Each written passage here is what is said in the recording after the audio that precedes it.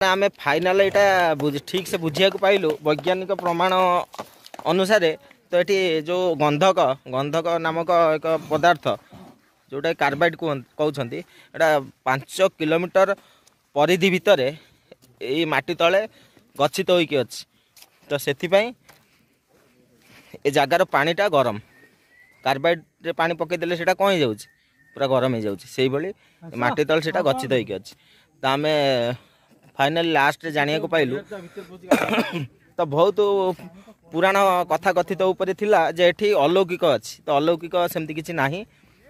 तो साइंटिस्ट माने आसिक एठी परीक्षा करिक जाइछंती एक्चुअली एटा कार्बाइड द्वारा जो माटी तले अछि से एरिया रे पानी जेहेतु आसुची पानी रो स्पर्श रे तो से पानीटा गरम हो जाउची तो रहिलु जय जगन्नाथ आमे चलिलु एबे